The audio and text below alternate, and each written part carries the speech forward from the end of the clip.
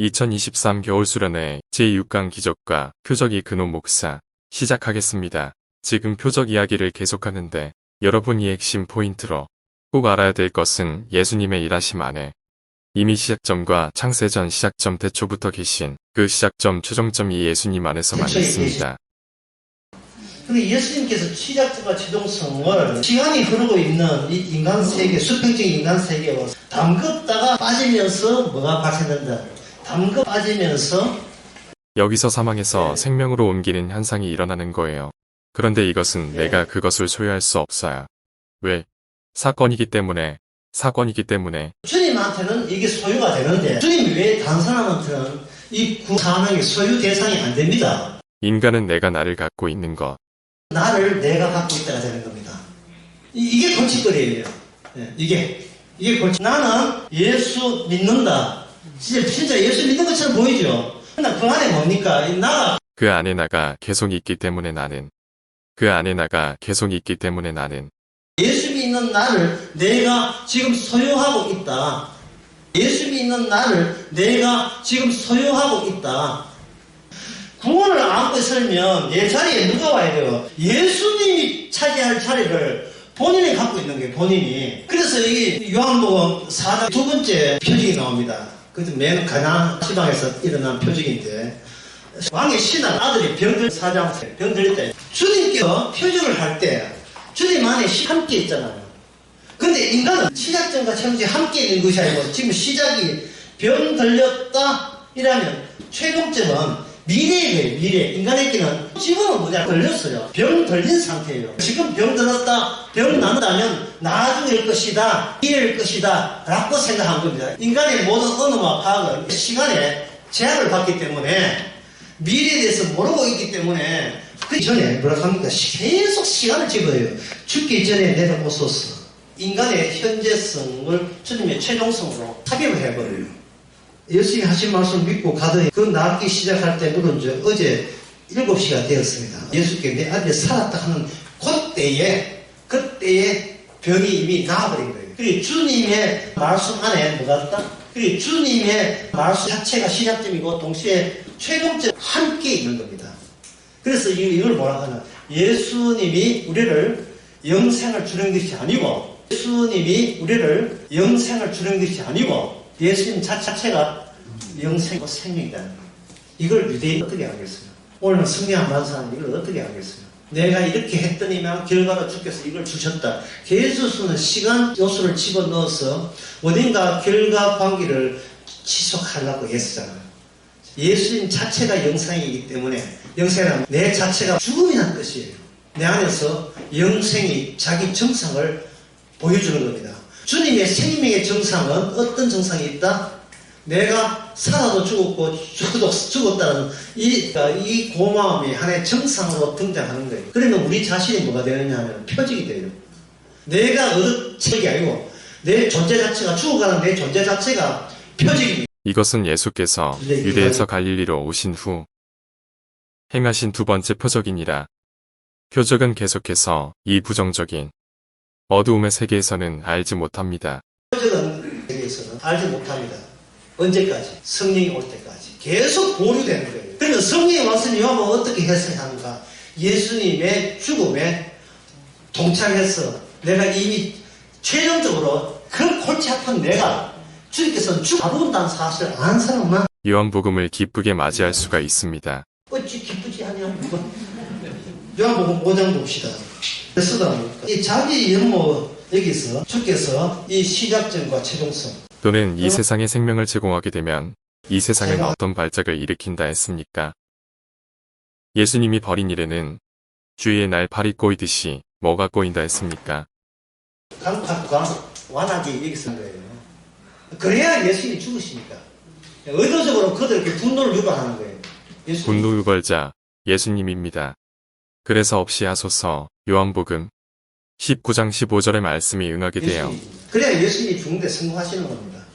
예수님께서 38년 된 병자를 고칩니다. 38년 된 병자의 특징은 뭐냐? 무능성이지요. 무능력 또는 무능함. 무능함 속에 여기서 타인도 무능하고 또 지금까지 다 어떤 경우라도 병 난 경우는 없습니다. 따라서 이 38 된 병자는 그냥 인간의 무능함과 결합이 되면 그냥 독하게 무능해요. 38년 되었다는 이것은 뭡니까? 이것은 시간성이지요. 시간성이 38년 동안 병자로 처음부터 병자되게 주님은 샘플로 주께서는 아주 적당하게 골라가는 거예요. 인간은 처음부터 병들었다. 병든 그 증상이 고치는데 무능하잖아요. 그래서 여기서 인간은 자신의 병을 고칠 수가 없다. 인간은 자기의 원래 자리로 돌아갈 수 없다고 이야기했잖아요. 원래 자리로. 그래서 인간은 덫에 빠진 거예요. 죽어도 부활해서 심판받아 보니까. 죽어도 독립적이 아니고 자율적이 아니고 살아서도 자율적이 아니고 인간은 그냥 인간 되었다는 자체가 비극입니다. 덫에 빠졌으니까 차라리 태어나지 말았으면 좋을 뻔했습니다. 이거 누가 이야기했어요? 누구입니까? 욥이지요. 욥. 이러려고 태어났습니까? 이러려면 차라리 태어나지 말았으면 좋을 뻔했습니다. 라고 욥이 그런 이야기할 때 뭘 날려버린 거예요? 창조주의 의도에 따라서 태어났다는 사실을 욥이 자기 본성으로 잘라버린 거예요. 나는 나 좋으려고 태어났습니다. 라는 것으로 무심코 내가 왜 이런 말을 하지? 이 의롭다 믿음 있다 하는 것은 하나님과 욥의 끊어질 수 없는 관계성이 의롭지. 하나님과 욥의 끊어질 수 없는 관계성이 의롭지. 욥이 의롭다는 뜻은 아니에요. 그게 로마서에 나오면 하나님께서 죄인을 의롭게 하는 것은 죄인에게 꽂아준 링거 주사처럼 꽂아준 수액처럼 꽂아준 하나님의 관계 때문에 하나님의 요소 때문에 그 관계가 의로운 관계가 되는 거예요. 하나님 집들에 보면 추잡고 더럽게 짝이 없는데 주님 보시기에는 너무 깨끗해서 눈부실 정도로 깨끗해요. 미처 우리가 상상한 그 이상으로 깨끗합니다. 예수님의 피로 인간은 덫에 빠진 거예요. 합니다. 무능한데 그 무능함을 어떻게 구원하는가 아무 주님 관심 없어요. 어떻게 병을 관심 없습니다. 어떻게 병을 고치는가? 관심 없습니다. 이 무능함이 이 무능함이 샘플이니까 주위의 무능함에 이유가 있을 게 아니겠습니까? 그 이유를 이렇게 전체로 그 이유를 전체로 같이 V째 뽑아내고 옆에 있던 가만히 있던 흙까지 같이 시상으로 올라오는 계기로서 38년 된 계기로 사용한 겁니다. 30편 병자가 갑자기 병이 나고 난 뒤에는 사람들이 뭐를 시비 겁니까? 주님 보고 내가 왜 안식일에 병을 고치느냐? 5장 10절에 보면 유대인들이 병 나은 사람에게 이르되 안식일인데 내가 자리를 들고 가는 것이 옳지 아니하니라. 인간은 율법의 저주 아래 있다. 이게 요한복음 5장에서 보여주는 겁니다. 율법의 저주 아래 있다. 율법의 저주 아래 있는데 그 중에 하나가 뭐냐? 안식일의 저주 아래 있다. 안식일의 저주 아래. 예수님께서 요한복음 5장에서 하는 것은 효력 안식일을 반복적으로 지켰다. 효력 없는, 무능하기 짝이 없는, 아무 능력 없는 것 안에 그들은 갇혀 있는 상태가 되는 겁니다. 그러면 제대로 안식일을 지키면 어떻게 하느냐? 요거는 요한복음도 좋지만 마태복음 12장에 보면 이게 나옵니다. 하나님께서 뭐를 원하지 않으시고 뭐를 원하지 않으시고 이렇게 나와 있습니다. 마태복음 12장 7절에 보면 나는 뭐를 원하고 나는 자비를 원하고 제사를 원치 아니하노라. 뭐는 원하지 않습니까? 제사지요. 그러면 제사 드리면 뭐가 방해받는다? 자비가 방해받는 거예요. 안식일에 제사 드리라고 되어 있는데 그 제사를 드림으로써 자비에 대해서 너희가 아는 게 없음을 안식일에 알려줍니다. 안식일 알려줍니다. 그럼 어떻게 모르고 있는 자비를 알려줍니까? 제사 지내는 것, 그것이 완전히 허가 없는 짓거리라는 것을 발각당할 때 비로소 그들은 자비를 아는 거예요. 그래서 예배 시간에 찬양하고 기도하고 설교 듣고 예배에 여러분이 참석해야 될 이유는 그것이 얼마나 쓰잘데기 없는 짓이라는 것을 혹독하게 체험을 해야 돼요. 이게 뭐야? 오, 자비구나. 이렇게 되지요. 하나님의 무능 하나에게만 주어진다는 자비가 유능한 사람에게는 필요 없는 게 돼요. 그 자비가 그러면 예배드리고 아무 효과가 없어요.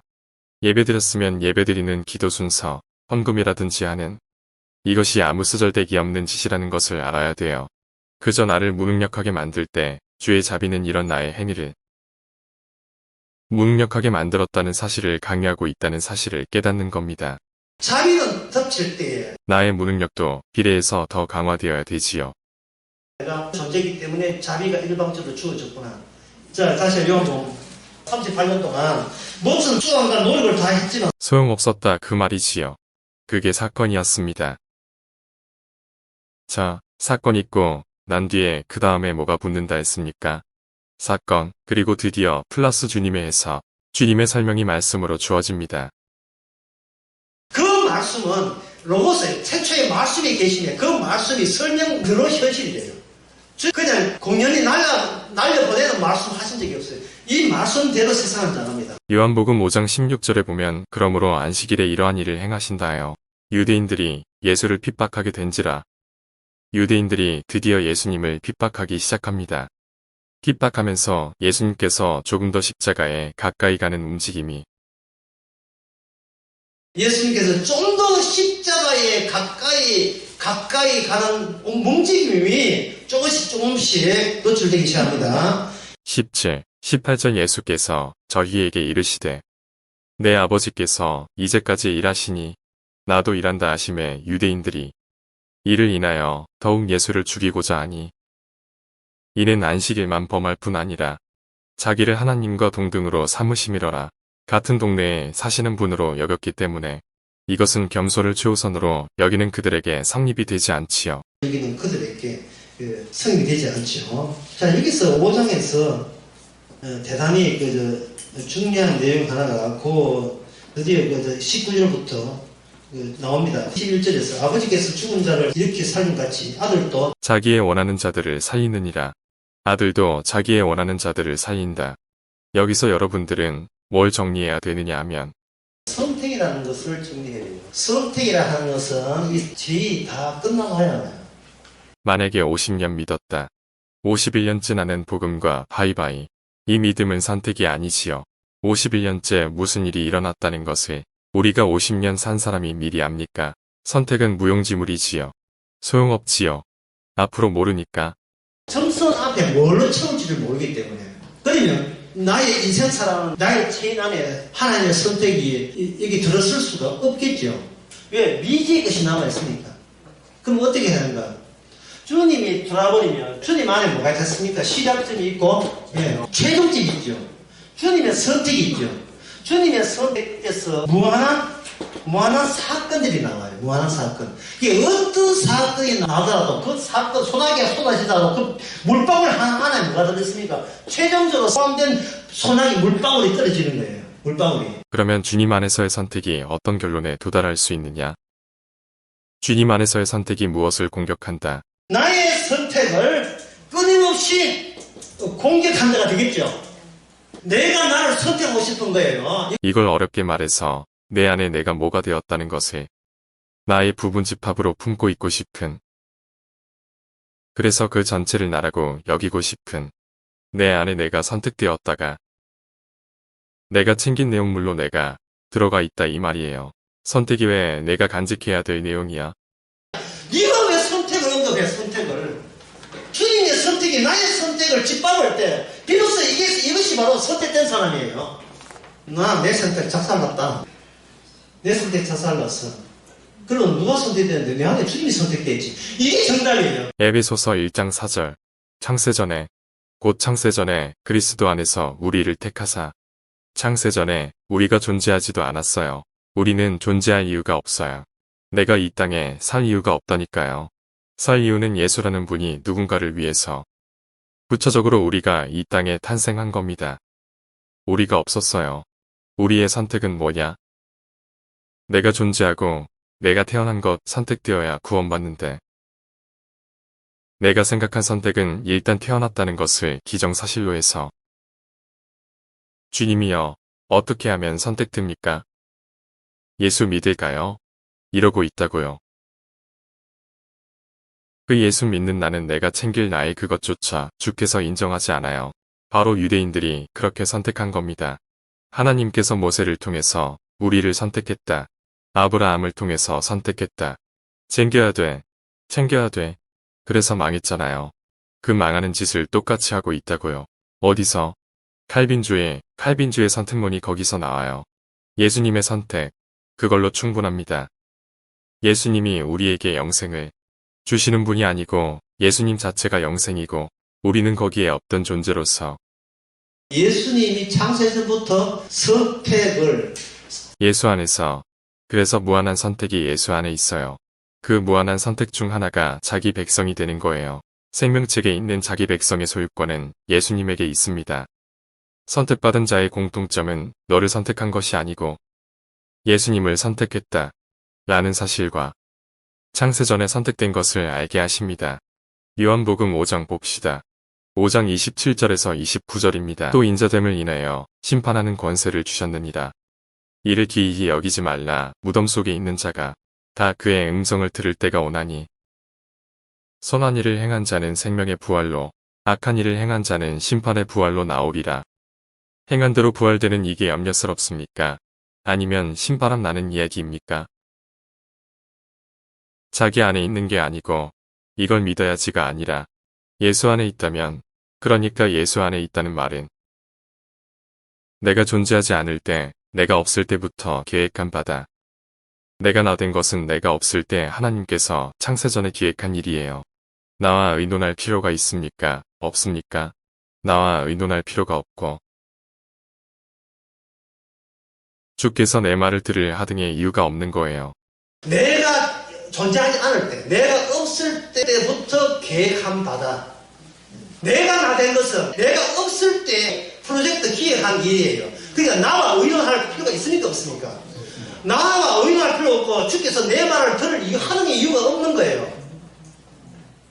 말을 하셔도 주님이 사건으로 잘라 그 사건 설명 가운데서 설명의 일부로서 우리가 거기에 포함되는 겁니다.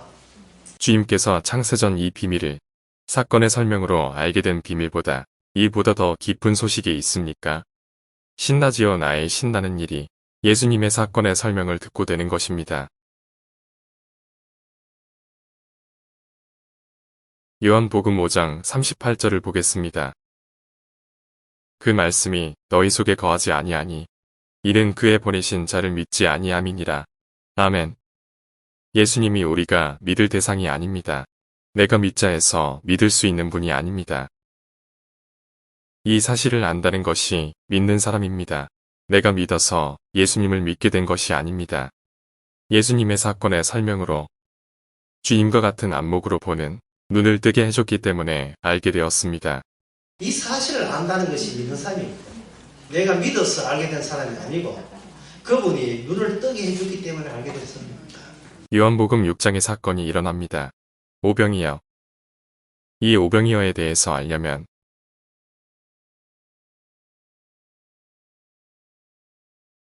역대상 16장 3절을 봐야 돼요. 1절부터 보면 제일 먼저 뭐가 나오느냐 하면 하나님의 괴가 나오지요. 하나님의 괴. 하나님의 괴 나오죠. 하나님 괴를 메고 들어가서 다윗이 위하여 장막 가운데 두고 번제와 화목제를 여호와 앞에 드리니라. 다윗이 번제와 화목제 드리기를 마치고 여호와의 이름으로 백성에게 축복하고 또 이스라엘 무리에 물온 남녀하고 매명의 떡 한 덩이와 고기 한 조각과 나누어 주었다. 주님 안에서는 다시 여러 번 합니다. 주님 안에서는 뭐가 있다. 시작점이 있고 그 다음에 뭡니까? 최종점이 있지요. 하나님께서 준비한 마지막 언약이 뭐냐 하면 매개자 예수님을 보내서 나누어 주는 거예요. 나누어 주는 것. 나누어 줌이라는 것은 회소, 하나로 모인다는 거예요. 회소. 매개자 예수를 보내서 나누어 주는 거예요. 나누어 주는 거. 나누어 줌이라 하면 횟수가 하나로 모인다는 거예요. 제가 그저 1월 설교할 때 뭐냐면 원래 우리 교회 목표는 성전문 닫자. 성전문 닫자. 왜냐하면 고린도 후서 5장에 보면 성도 자기를 위해 살지 않았다 했어요. 우리 교회를 위해서 성도 존재한다면 그건 성도 아니죠. 십자가를 위해서 산다면 그건 성도 아니죠. 그럼 뭐냐? 두세 사람도 내 그러면 뭐냐? 두세 사람도 내 예수 이름으로 이름이 하나로 이름이 여러 사람의 이름이 있더라도 하나의 이름으로 움직이고 하나의 이름으로 봉사하고 하나의 이름으로 존재돼 그 이름 안에 시작점과 최종성이 들어있기 때문에 그래서 뭘 하다가 주의 이름으로 주의 이름으로 하라는 것이 그 말이고, 기도할 때도 마찬가지고요. 기도할 때도 마찬가지고요. 하나 이름으로 할 때 노아 때 방주로 짐승들 2쌍씩, 그리고 정결한 짐승은 몇 쌍입니까? 7쌍씩. 노아가 채찍으로 후려쳐서 막 몰아가듯이 방주 들어가 이랬습니까? 예. 노아가 그랬습니까? 채찍 들고 카우보이 모자 쓰고 말 타고 이렛 하면서 그렇게 했습니까? 아니지요. 노아 식구를 비롯해서 모든 동물들이 자기가 알아서 주께서 붙여서 그 안에 들어가게 하는 거예요. 나눔은 결코 나눔으로 머물지 않는다는 것을 보여주기 위해서 나눠준 거예요. 나눔은 결코 나눔으로 머물지 않는다는 것을 보여주기 위해서 나눠준 거예요. 사람마다 전부 다 은사가 다른 것은 이게 하나로 최종적으로 모아졌음을 알리기 위해서 중간 단계로 나누어지게 된 거예요. 쭉 하나에서 와서 나누어진 것이 하나로 모이는 겁니다. 야곱이 몇 명입니까? 12명. 12명이 하나가 될 수 없어요. 내 마음도 모르는데 지 마음 어떻게 알아? 근데 주께서는 주께 언약으로 말미암아 12이 하나가 돼요. 뭐냐? 마지막 언약의 내 살과 살과 내 피를 마시게 되면 12명의 제자, 물론 가벼다 빼놓으면 11명의 제자지만 12명의 제자가 예수의 몸으로 하나로 합체돼요. 이걸 독수리 12형제 이게 합쳐야 이게 에너지가 기가 모이거든요. 해가지고 이 지구를 괴롭히는 외계인들을 덤벼라. 정의 이름으로 너희를 벌하면 독수리 12형제. 그래서 12 곱하기 1000 하면 뭐야? 12 곱하기 12 곱하기 1000 하면 뭐 나옵니까? 구천지 세천지 나옵니다. 언약으로 시작했어. 언약으로 마감. 언약으로 마감된다는 숫자가 14만 4천이에요. 그래서 이스라엘은 나눠줘봤자 나눠줬을 때 떡을 받은 사람은 떡 받았다고 하면 안 되고 뜻 받았다고 하면 안 되고 도로 그걸 뭐 해야 됩니까? 뜻 받았다는 그 이유가 하나에서 나온 떡을 받았기 때문에 그거는 내가 뜻 받았다는 그것을 제거해야 되죠. 그래서 남은 광주리가 몇 광주리 남았습니까? 12광주리. 12광주리 10이라 하는 것은 이런 뜻이에요. 일로 오기 위한 중간 단계입니다. 너희들 눈에 12로 보이냐? 그게 일이다. 일이 궁금해. 12를 봐라 이런 뜻이에요. 12로 갈라졌다. 12광주리 10이라 하는 것은 이런 뜻이에요. 일로 오기 위한 중간 단계입니다. 일로 오기 위한 중간 단계가 너희들 뭐냐? 그게 1이다. 1이 궁금해 12를 봐라 이런 뜻이에요. 12로 대로 갈라졌다. 갈라서 언약대로 갈라졌다. 갈라져서 오는 겁니다. 하나로 모여야 되지요. 그러면 역대상 16장에서 다윗이 떡 나눠줄 때 어디서부터 시작했습니까? 어디 앞에서 시작했습니까? 언약궤죠.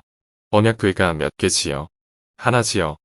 모든 이스라엘 백성은 언약궤 중심으로 하나라는 사실을 떡을 떼주면서 그걸 확인시켜주는 겁니다. 떡을 떼주면서 그래서 은사가 다양하지만 은사가 추구하는 것은 오직 하나예요. 각자의 믿음, 소망, 사랑 다 다르지만 최후에 남은 것은 뭐냐? 그 중에 제일 이름 뭐다? 사랑이다. 사랑이라는 오직 사랑의 근거는 예수님의 살과 피뿐이에요. 내가 주님 사랑한 것은 그거는 사랑이 아닙니다. 내가 주님 사랑한 것은 주님의 피 앞에서 제거되어야 되죠.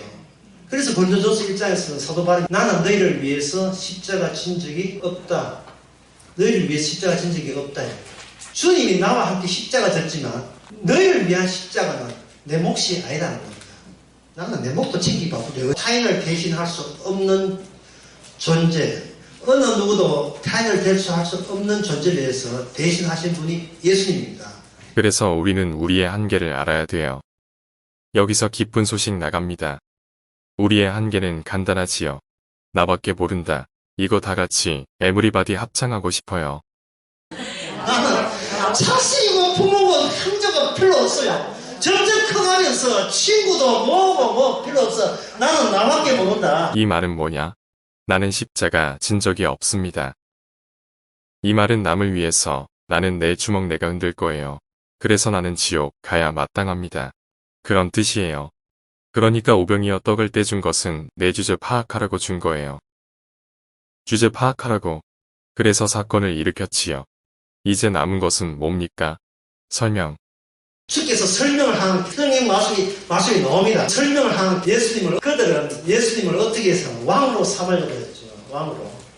왕으로 삼으려고 했을 때 주님께서 휙 돌아보면서 너가 왜 따라왔지? 주님께 이제 잘해드리겠습니다. 할 때 요한복음 6장 26절. 예수께서 대답하여 가라사대 내가 진실로 진실로 너희에게 이르노니 너희가 나를 찾는 것은 표적을 본 까닭이 아니요 떡을 먹고 배부른 까닭이로다. 표적을 본가는 게 아니고 기적을 봤기 때문에 표적은 최종성까지 봐야 표적입니다. 하나님은 내가 이 원하는 것을 제공하지 않는다.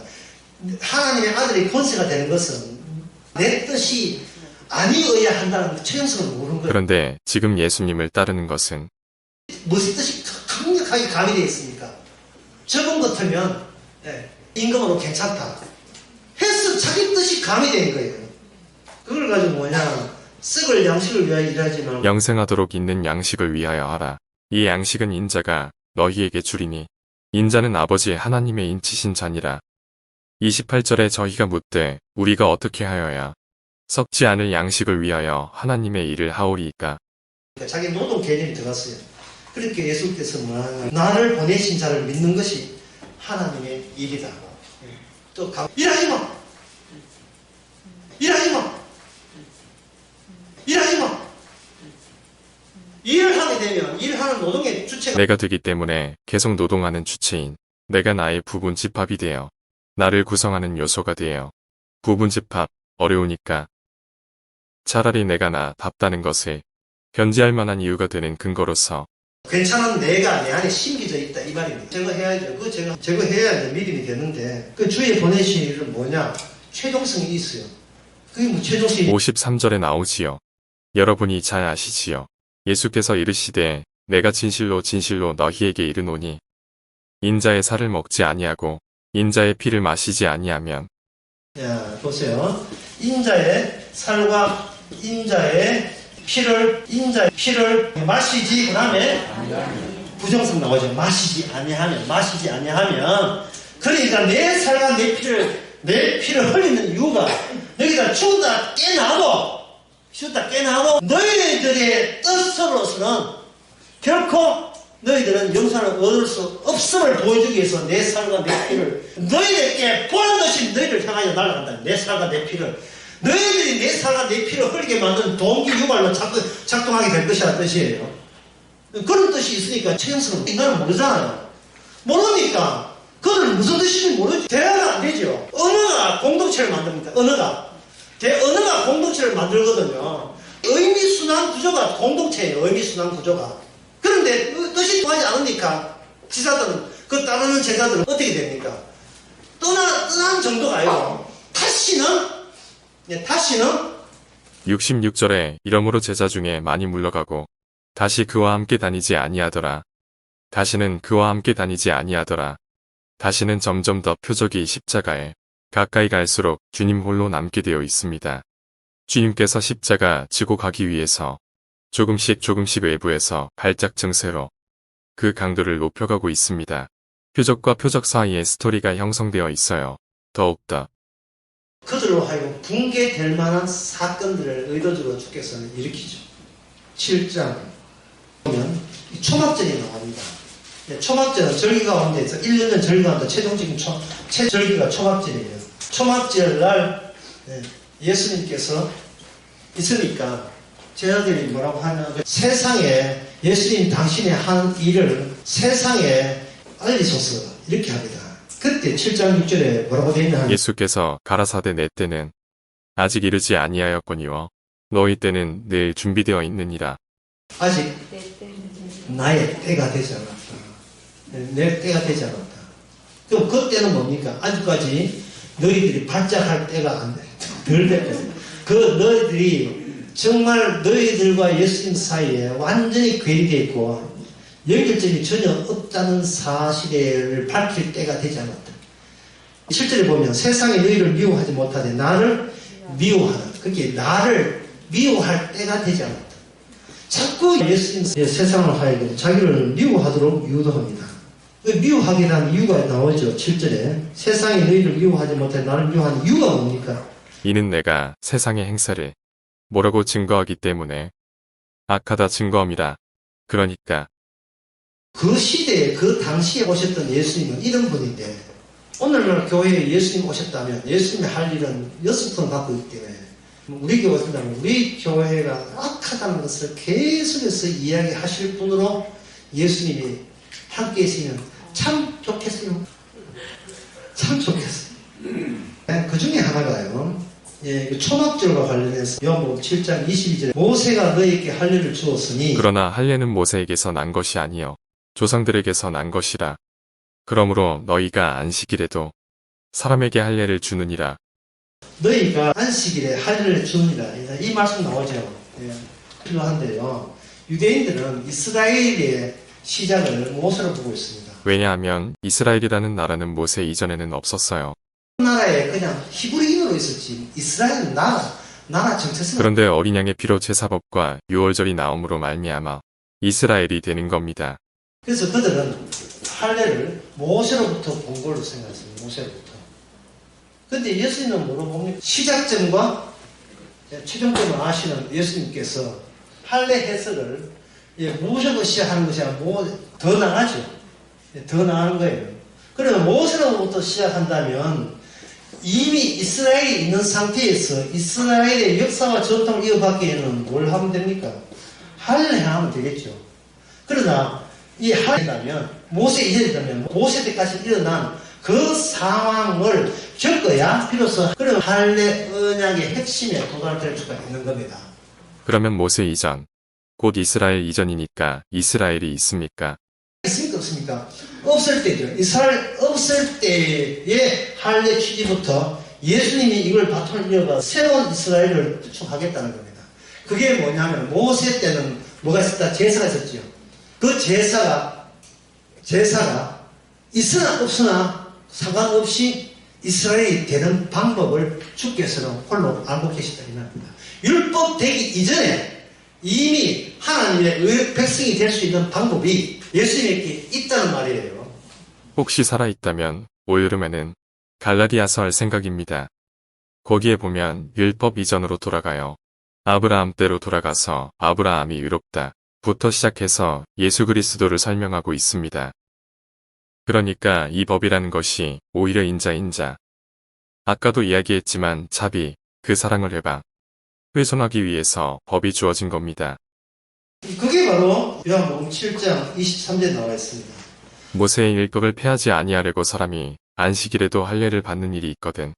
내가 안식일에 사람의 전신을 온전케 하는 것은 너희가 나를 노예고 하느냐. 그런데 이 말은 뭐냐면 예수님께서 계속 시비 거는 거예요. 제발 너희가 좀 분을 일으켜서 나를 죽여도 근데 아직 때는 안 됐다. 그 뜻이에요. 그러면 초막절이라는 것은 역시 어디에 속합니까? 초막절은 모세 이전에 없었어요. 그럼 모세 때 뭐가 생겼습니까? 초막절 생겼죠. 초막절이 마지막 절기죠. 최후의 모습을 보여준 거예요. 이스라엘의 최후의 영광스러운 모습을 초막절이 보여주는 겁니다. 그러면 이미 노선이 체인이 바뀌었잖아요. 그 영광스러운 모습은 이제는 노선이 율법을 따르는 이스라엘 통해서 초막절이 완성되는 것이 아니고 어느 체인을 따릅니까? 예수님의 체인을 따라서 초막절이 완성되죠. 그게 뭐냐? 37절에 나옵니다. 명절 끝날에 명절이라 가지도 않아요. 끝날에 너희들 식으로 다 했냐? 다 했어? 그럼 너희들 다 끝났지? 그럼 내가 나의 시작이다. 명절 끝날에 외쳐 가사대 누구든지 목마르거든 누구한테 옵니까? 목마르거든 누구한테 오라? 내게로 오라. 초막절 마지막에는 실로암에 물을 떠가지고 성전에다 물을 부어요. 그는 물이 쫄쫄 흐르겠죠. 이것은 에스겔 42장에 나오는 성전에서 물이 흐른다는 성경의 내용을 초막절에 사용하는 겁니다. 옛날에 에스겔에 이런 약속이 있으니까 우리는 그 약속을 믿으면 우리가 구원받는다는 겁니다. 요한복음 5장 38절에 보면 너희 속에 무엇이 거하지 못한다. 그 말씀이 너희 속에 거하지 아니하니 그 결과가 뭐였다. 이는 그의 보내신 자를 믿지 아니함이니라. 예수님이 최종자라는 것. 예수님이 모든 걸 일방적으로 자비로 완성한다는 사실을 너희들이 지금 못 받아들이고 있다는 거예요. 그 점을 지금 계속해서 하나의 표적으로서 사건으로서 6장, 7장, 8장 계속 이어져 나갑니다. 거봐. 너희들 속에 말씀 없잖아. 또 말씀 없잖아. 내가 사건 일으켜도 또 말씀 없잖아. 그들은 성전에서 그래서 물 붓는 의식을 하는데 그거는 말씀이 아니고 최종자 예수님 옆에 있는데 내 나를 믿어야지 왜 성전 물 붓는 그러한 연출을 그걸 왜 믿느냐 하는 거예요. 딱 대비를 시키는 거예요. 너희들이 할 수 있는 게 뭐냐? 실로암에서 물 길어서 성전에다 물 붓는 것. 이런 분이 오신단다. 주님께서는 왔단다. 내가 최종성이야. 내가 왔어. 기다릴 필요 없어요. 왜냐하면 예수님 안에 미래가 앞당겨서 예수 안에 들어가면 미래, 현재, 과거의 그 구분이 의미가 없는 거예요. 예수 믿으면 그 자체가 영생되는 거예요. 영생을 위해서 우리가 부름을 받게 된 거예요. 영생을 위해서. 그래서 그 사마리아 물동이 있잖아요. 물동이. 물길로 갔으면 뭘 해야 돼요? 물을 흘러서 물을 집어 와야지. 그 가만히 있는 예쁜 물동이는 왜 버려줍니까? 예? 물길로 갔다 중간에 누굴 만나든지 아하 내 참 물길로 왔지 물동이는 챙기고 와야 될 거 아닙니까? 근데 뭐랍니까? 메시아 만났다 신받다 해가지고 물동이를 갖다 버렸어요. 물동이를 수된 자의 공통점입니다. 뭔가 엄청난 게 오니까 물뜨고 생존하는 이것은 다시답지 않은 시시한 일이 되고 말았어요. 왜? 사망에서 생명으로 옮겼으니까. 산다는 자체가, 내 생존 자체가 이게 힘든 죽음의 반복인 것을 깨달았을 때 나는 생존보다 생명이다. 오늘은 여기서 마치겠습니다.